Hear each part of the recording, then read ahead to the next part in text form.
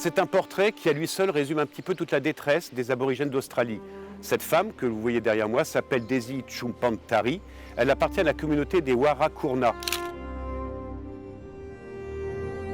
Les Warrakurna qui sont plusieurs communautés de populations indigènes aborigènes d'Australie. Ils sont aujourd'hui 1 million.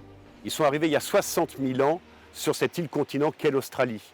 Et ils ont aujourd'hui des droits qui sont minorés, des droits souvent bafoués, et ils vivent dans des conditions de désolation totale.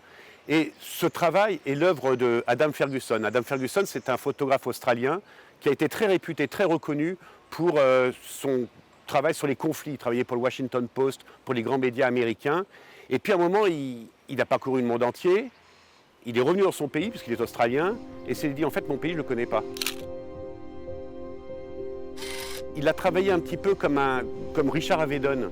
Avedon, qui était un photographe américain, qui était parti dans l'Ouest américain et qui avait décidé de démystifier un petit peu tout cet idéal que l'on faisait de l'Ouest américain. Lui, Adam Ferguson, avec cette série qui s'appelle Big Sky, il est allé à l'intérieur du territoire d'Australie, ce qu'on appelle le Terra Nullius, puisque finalement 90% de la surface australienne est quasiment vide d'habitants. C'est 26 millions d'habitants seulement l'Australie, pour 14 fois la France.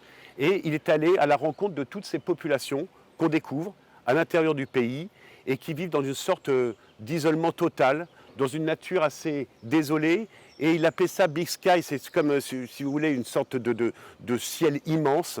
Et ce ciel immense, ça fait référence à cette ambiance très particulière qui existe dans le vaste territoire australien. Et c'est une œuvre considérable, puisque finalement, c'est un travail pour la mémoire des Australiens et aussi pour le monde, pour essayer de démystifier un peu tout cet idéal que l'on a de l'Australie.